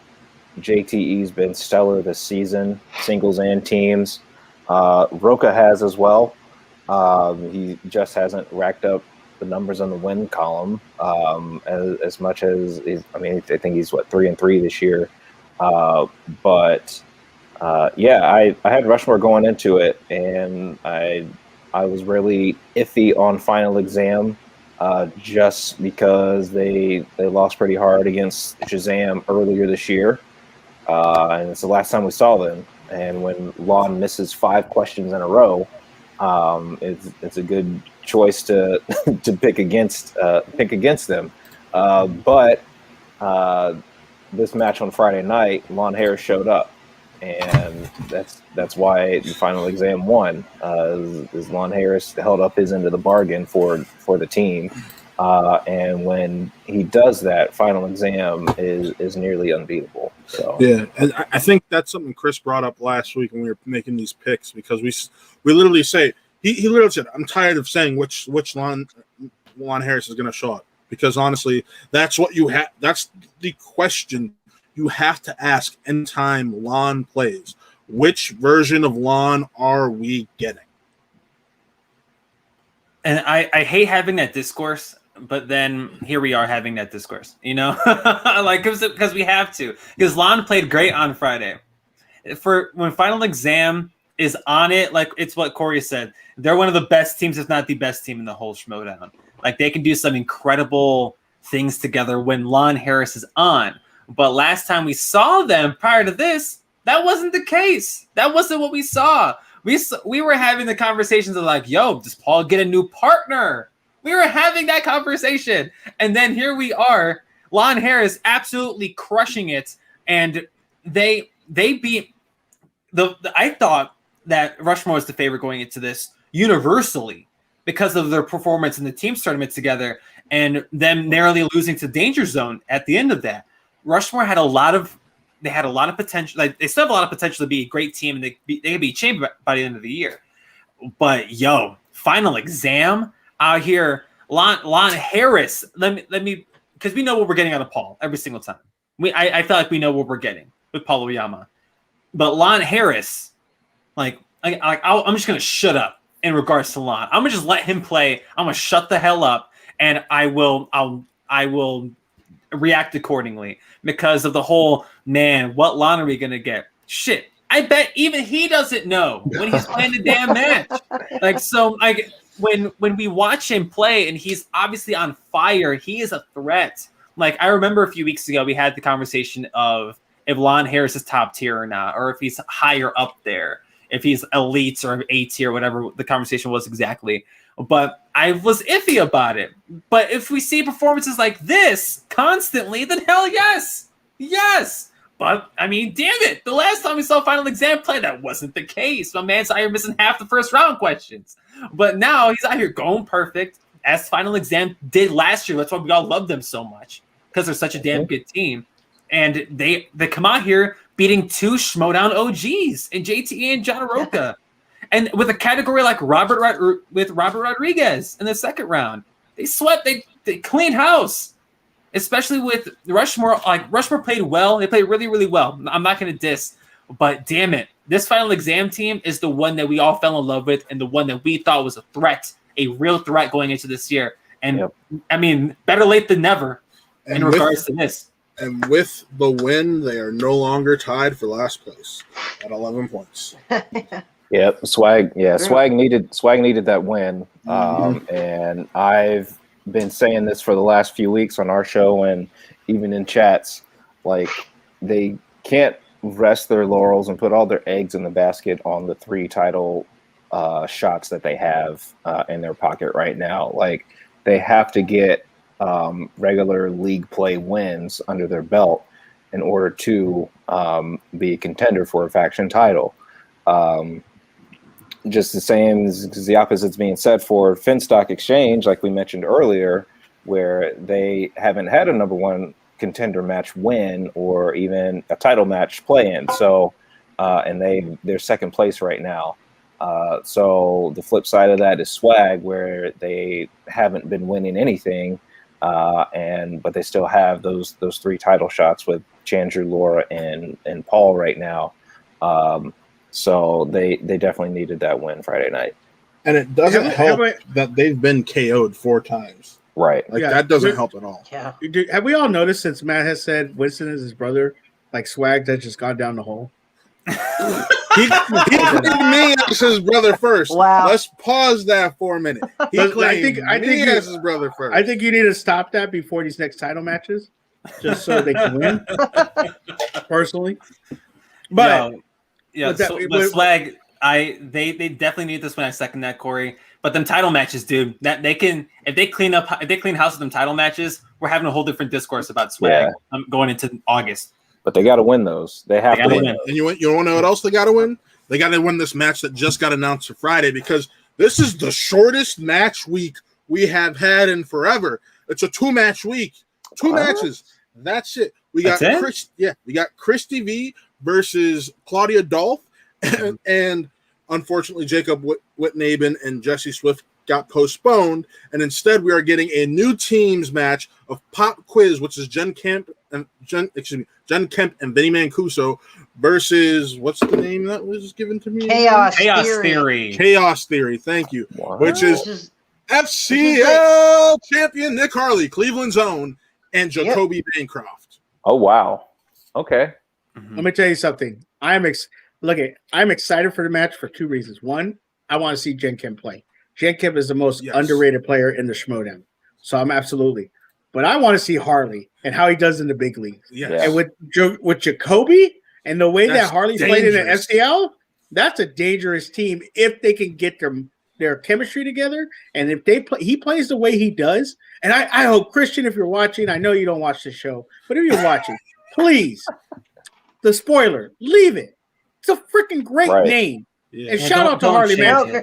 Christian didn't come up with it, so he's got to get taken away from him. I know, but shout out to find out the new name Friday. But real quick, shout out to the spoiler because he checked up on me with my mom. So he's a really big good love. Big love. So I want to say it. We do finally have updated standings. The reason they were not updated the past couple weeks was scheduling.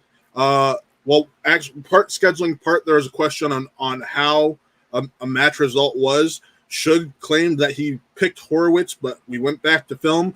Suge actually picked Lieberman. Ooh. So I think you're lying. I can pull it up right now. Sean Paul, can you confirm this?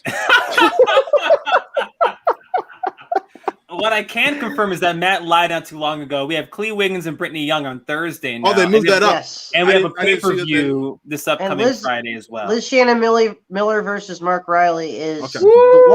another one-match pay-per-view.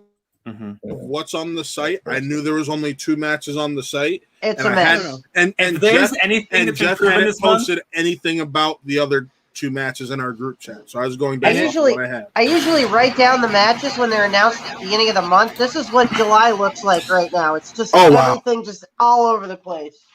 Yeah. if anything's been proven over the last few weeks is that we should not believe the website schedule. Yeah. Real quick to get this man to shut up. Oh my God. Holy God. Based off We have this the year, tape. I got in before and after really scared quickly. The dude just spewed. It's just great. Like, Even the Come playback. on, man. glitchy. Can you? voting Can lines, you- no, can yeah. you- That's You're even asking- glitching on the playback. Okay. So I got Ty the Tyrant. Yeah, I'm going with Ty. Here we go. That's all. That's ooh. See all that hair I had? Oh my God. By the way, don't get a twisted moment of the week. My hair. My hair's Yeah, the It got twisted. It should Yeah, be. it got twisted. Yeah. But What the hell are you also, talking about? My hair got twisted. wheel slice of the week was not opponent's choice for me, at Nice. least. Speak for yourself. It was Spinner's choice for that beautiful match of Press Room versus this Press Room versus the Outsiders. Like, the fact that they went with movie release dates and a lot of those were streaming questions. My God. New releases. New New releases. releases. New releases. Releases still, but yeah, they were streaming questions. A lot of them, they nailed them, no issue. They're 2 of the best critics in the country, so I'm not shocked. But it was nice to see that. So, Since we're doing Will Slice, big love to Lightning Time with Dance Movies, Robert Rodriguez with Final Exam. I'm gonna rock with Jada Parama's Courtroom Dramas because of what I was saying earlier. That's my choice too. Yeah, like courtroom dramas is the one terrifying category, but somehow, some way, these folks are figuring out a way to navigate through it. And good on them, especially for you, Jada, in the context of this. And big love to Leo Logan in the chat picking Robert Redford for Brother Lomas, another good one. yeah. What Corey and Dagan? What would your wheel slices of the week be? Yeah, I'm with Chris on this one. I got courtroom dramas. Just because it's like such an obscure category, and you'd think that everybody would struggle with it, but and the main reason I'm picking this one is because it's Jader's first real showing in the second round. He's found a category that is a strength, and so I got to give that props this week. Robert Redford for Brother Lomas. Yep, and I'm actually going to go with you, Matt, with new releases because I know Coy said this, I believe, during either the mid-round speech or after the match, but like he was saying, like new releases is a tough category for a lot of people, and I want to sway toward that just because, like you said, there's streaming movies right now, and we know what 2020 was in the movie industry. So, and for them to smoke that category like they did is just impressive to me. Yeah, big love. There's some good choices this week, but yeah, opponent's choice with Deception. No, I was going to go with Star Trek. That's opponent's choice. That's what I'm saying. Exactly.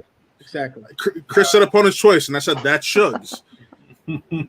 No, no, Matt. I chose courtroom dramas. I didn't choose opponent's choice.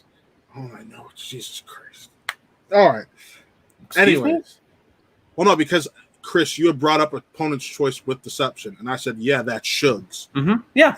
Bro, the fact that you're wearing a wife beater right now, you need a chain just around. Really just bling. Oh God, No, he's putting the chain on too. Like I need a little thicker, but it's fine. Get this man some bling. Want me to button this all the way up? No. Hold on, yeah, and do it at the neck collar. No. Say it again? No. Don't button it up. Button it up at the neck collar, unbutton it the rest. No, of that doesn't I'm look not gonna right. button it up. That doesn't look right. All right. But yeah, here are the Continue with the show. Keep going. finally updated standings. I'm at 62-18. Shug is at 42-26, and Chris is at 53-27. Yeah, it's been a good week. Been good. All right. Well, with that being said, all right. This week's matches, let's go to the ones in Leo Logan. So we have Clea Wiggins versus Brittany Young. So with that one, I'll start off. That's actually a good one. I'm gonna go. This is tough, but I think I'm gonna This go is with Brittany rough. Young. I think I'm gonna go with Brittany Young. Wow, disrespectful. Look at Clee. Looked good in the second round against Sabrina Williams. She looked good in the first Yeah, round, she did. but she looked amazing in the second round. I'm going with the pimp, Clee Wiggins. Oh, Sweet Tea, whatever. Sweet Clea tea, Wiggins. Clea Wiggins. Oh. She changed it. Yeah. All right, Chris, what you got? Damn it. Play the music. The winner. The pick is in. The winner of this match will be a woman. Do not say she'll be Chris, black. don't do it. don't say she's gonna be a woman. Don't say She's of color. Oh Jesus! Just pick a name, damn it. Hey, Shug. I guess this is Chris's comeback story. Yeah. Apparently. Damn, I'm picking Clee. All right. Yeah, I'm rocking with Clee. What about you, Dagan and Corey? Pimp. It's Go ahead. Sweet Tea. Go ahead, Corey. I'm gonna grab something here for my pick. Ooh. Clea Wiggins for me. After her just stealing round 2 completely a few weeks ago with Harrison Ford in Star Trek, I'm going to go Clea Wiggins. All right, so this is the first for this season. Legitimately, I cannot decide. Therefore, Clea Wiggins, heads. Okay. Brittany Young, tails. This is a first. Here we go. This is a first. Yes. We have not resulted to a coin flip. It is tails. I'm going with Machu Picchu herself, Brittany Young. Word. There we go. It's a toughie. It's a toughie. This one's a legitimate toss-up. So good shit, Dagan. Yeah, I like it. All right. Now let's go to that. Let's go to this Wednesday match that we got, the Patreon match of this week, and that is Christy V and Claudia Dolph. Mm-hmm. We're gonna start off with Shug. Have any of you guys seen this? Have any of you guys seen this? No. I will be the first Okay. one to say I got it spoiled for me on the social media, so I will abstain from voting. Well, I haven't seen it. And obviously, my pick wouldn't have changed if I did see it. But this is a tough one because I do want to see Christy V succeed. I think she's a great character. But I think last year, Claudia Dolph got a raw deal against Warfather. Mm-hmm. And so I think she's coming back, and I think she's going to win this match. So I pick Claudia Dolph. Big week for corruption. Shug, you have the same reason I did because she got screwed versus Warfather straight up. So I think she's coming back for a vengeance. I'm going Dolph. And Chris, I just for standing's sake, I'm not voting. No. Who would you have picked prior? I refuse. Wait, let him go last. We'll let you go last. Fair enough. I'm not giving an answer, but continue. Corey. Okay, whatever. Chris wants to be a diva. Go ahead. Right. Yeah, Big ass diva. Yeah, I haven't seen it yet, so I'm gonna go Claudia Dolph as well for all the reasons that were just said. Yeah, it's a clean sweep here across the board. I'm also picking Claudia Dolph. She hasn't had a match in a bit, but I think for those reasons, she's going to have a comeback match here and prove that ring rust sometimes can be a thing, but also sometimes can't. And sometimes sorry, Dagan, you haven't watched Mummy the Real. Comeback is not a good thing to say. Okay. You go watch this past Friday Shmummy the Real over on Shmummy the Money. And Okay. you'll see. All right. Sorry. You'll see what All right. Sorry. I My can bad. only imagine the filth that was said on that show. All brought to you by the Yeah. Boston badass herself, Paige Yeah. Fabretti. It was filthy, Oh right? goodness. Okay, now I have Yeah. to go and watch this. Right. Matt made sure I was at the movies, or I was in Oklahoma City that night, and Matt texted me. He's like, "Bro," and I'm like, "What? Like what?" He's like, "This show." I'm like, "Well, I mean, it can't be that bad." And he sent me time codes to the T of when the conversation was happening, and I'm like, "Oh, like I'll watch them later." And I did the next day, and totes worth it. It was I will so send you the funny. time code. It's hilarious. It was hilarious. You know, we didn't really even talk Schmodown. We talked about Harry Potter, Talking Kim about Harry Potter. Kardashian, all kinds Yeah. of weird Oh stuff. god. All right. Pokemon. Go ahead, Matt. Anyways, the next match we got, and let's go because I'm gonna say the pay-per-view for last. Next match we got is Chaos Theory. Chaos and, Theory. Was it Pop Quiz? Chaos Pop Theory and quiz. Pop Quiz. This is tough. Oh, this is Oh, so hard. This is I rough. don't gonna wanna start choose off- this one. we're Get the gonna coin start out off again. with Chris. Chris, we're gonna give you 15 seconds, starting now. The winner of this match is going to have someone who hasn't played this season in the main Schmodown. 5 Damn it. seconds. Pick What if I don't pick? What if I don't pick? 2, 1. Chaos Theory. You gotta pick. Pick. Chaos You did Theory. pick. Chaos Theory. Chaos Theory. Matt. Chaos Theory. Matt's right. Chaos Theory. I'm choosing I got Bancroft you. and Harlan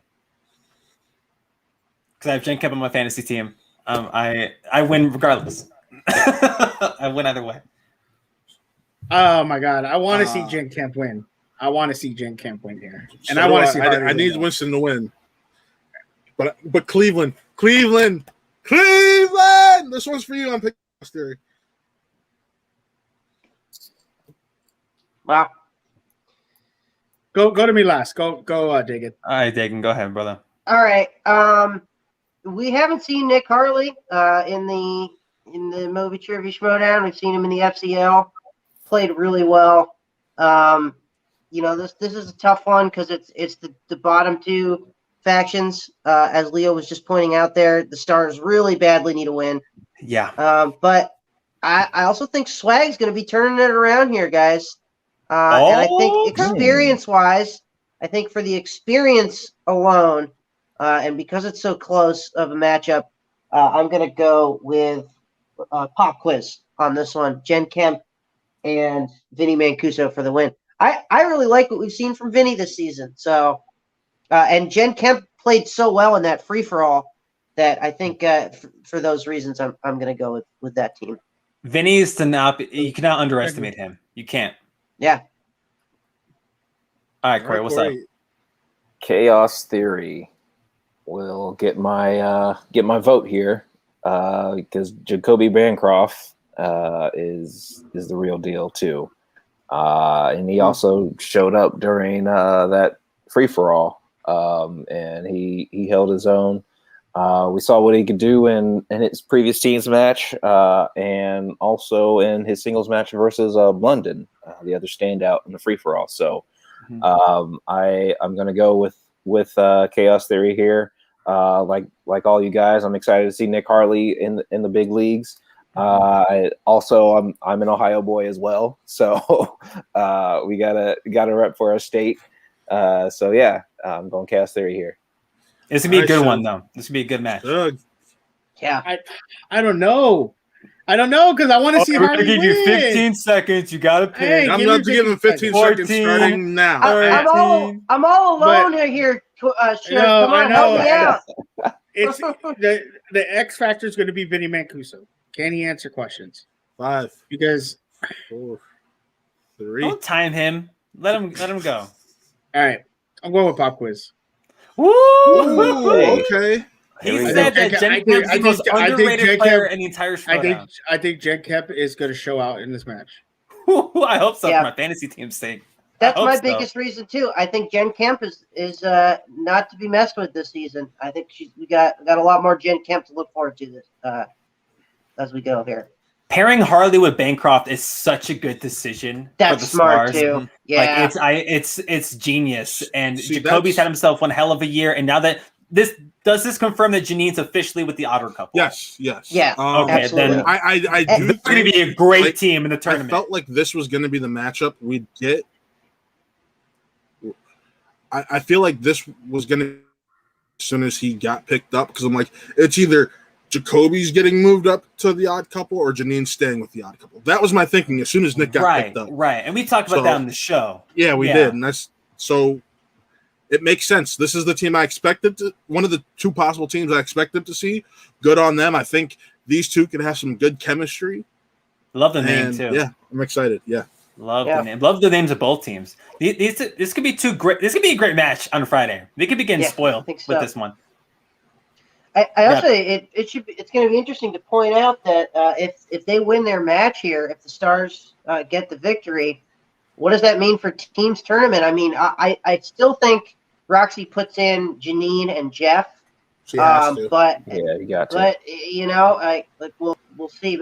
I will say that it's a potential future team for maybe next season. Like if they play really well, even if they get like a TKO or something, I think Roxy still goes with Jeff and Janine. But it's one of those teams like if they play really well, you got to look at that maybe next season as a potential future team with with promise. The Odd Couple, whatever iteration of the team it is, whether it's Janine or if it's Mark and Draco, has always been a top tier, if not the best team in the entire Schmodown. And yeah, they may have fallen short to a literal perfect team's performance, which I had not seen at that point, up until that point. But Janine and talk about two players that complement each other really well. Janine and Jeff Snyder they're almost perfect together because she has very similar strengths to what Draco had, and that's what helps them work so well. Right. There was all that speculation, like who is going to be Jeff's teammate, and the obvious answer, the one that made the most sense to everybody, was Janine, and I think it's really going to pay off for them. But this one, this match with Bancroft and Harley, they may not be in the teams tournament if it is going to be the Otter Couple, if that's their official name or not. But these two guys can do some damage before then, depending on when the teams tournament is. Totally depends. Like they can do some damage before then. Same thing for the Otter Couple. We got a pay-per-view, baby. Yep. The pay-per-view for this week is Liz Shannon Miller versus Mark Riley. Chris, starting with you again, who you got?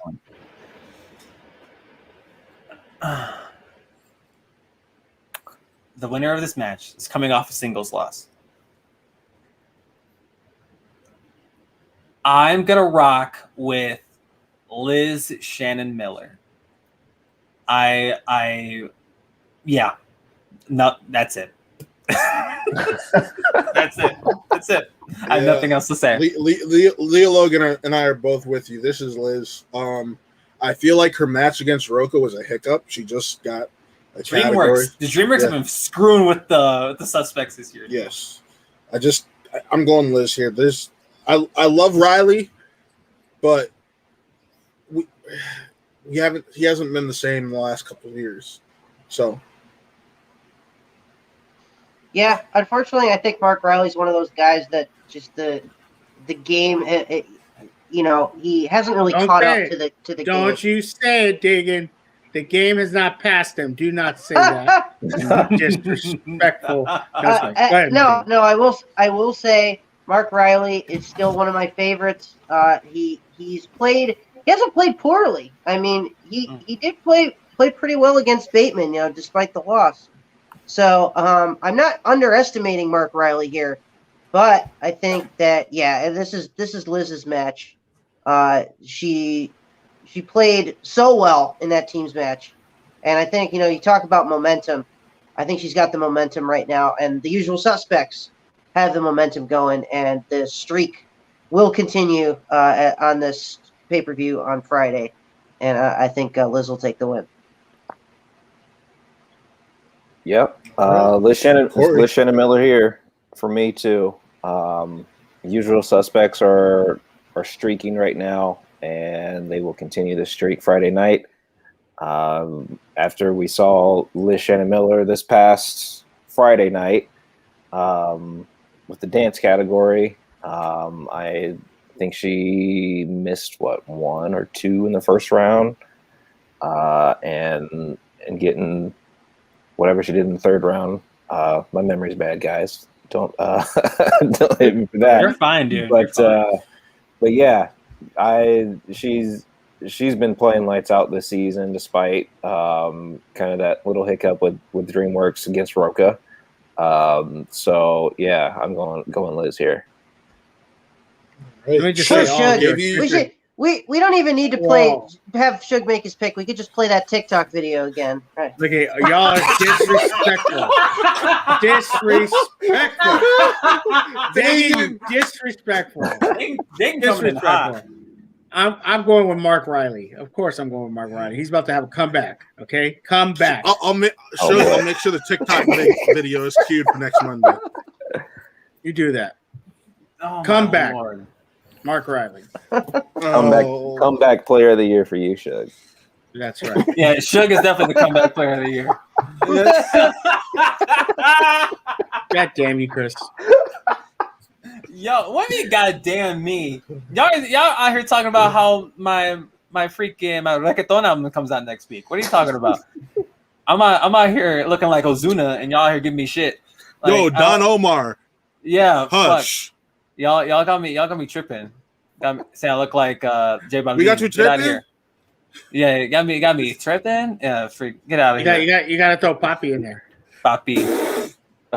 That's gonna be my name on the show next week. Oh God! Did we miss anything? An episode. No, this definitely was an episode of Spin from the Real. just in the lexicon of Spin from the Real, this is definitely an episode at the very least. I want to real quick thank Dagan and Corey for coming on. Woo! We've been wanting to get them on for a while. We're finally able to do a show tonight, and I had a ton of fun with you guys. Go ahead. We'll start with you, Dagan. Go ahead and plug away, sir.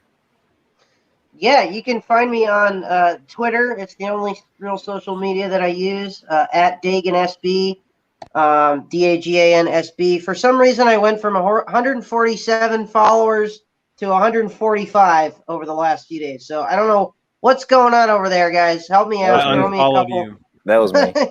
Yeah, that was great. No, it's probably Ben Bateman after some of the things Roka was saying on the show. But anyway, we just interviewed John Roka on Any Given Schmo Day. I have the link on my Twitter.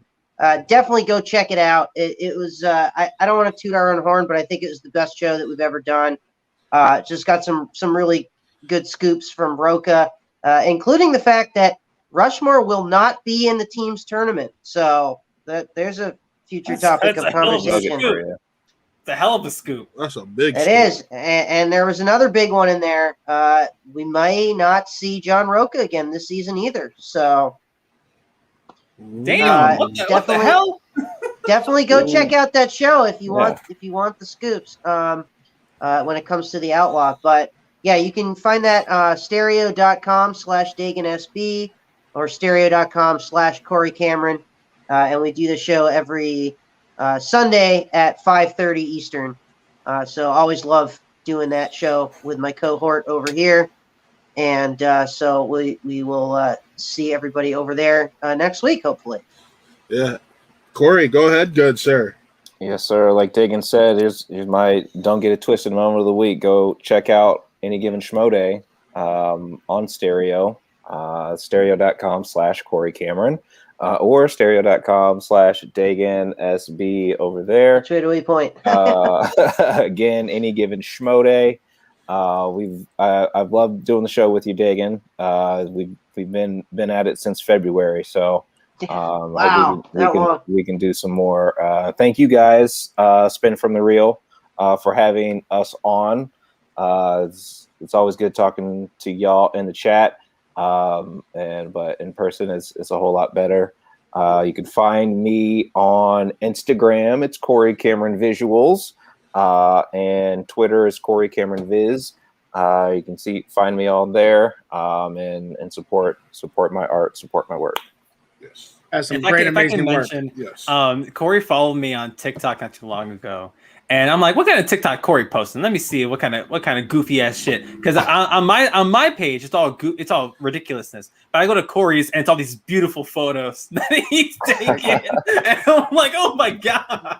Like, you go to our TikTok. It's us talking about wrestling or magic, or me talking about some stupid crap. Right. And Corey's is all professional. I'm like, okay, well, it's him like actually being like an adult, like instead of me and Chris singing DuckTales.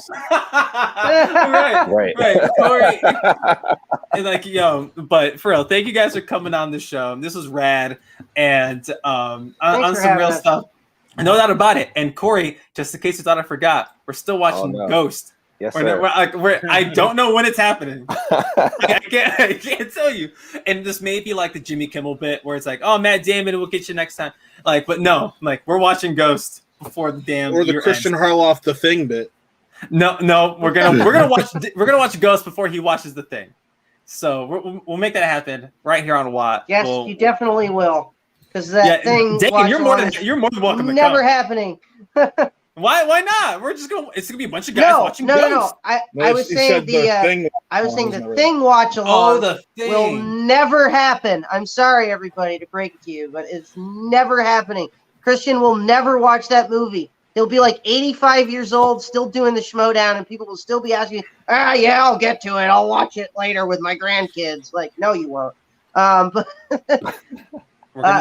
I would love to join you guys to watch Ghost. That movie is so ridiculous. I would love to be a part of that. I would know. Never seen it. All right. Well, of course, we do have all this wonderful programming over here on Watt Real Entertainment.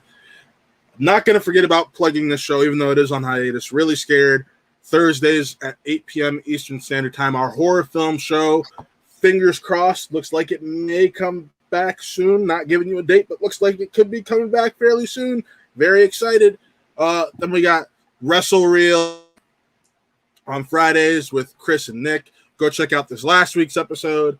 Saber Reels, a double episode this Saturday of me and Toby Barkwell talking about the latest and greatest in Star Wars news, and the Bad Batch had a great episode to talk about this past week. And we're carrying that into this week as a two-parter because it looks like this is a two-part episode and we weren't able to do it this week.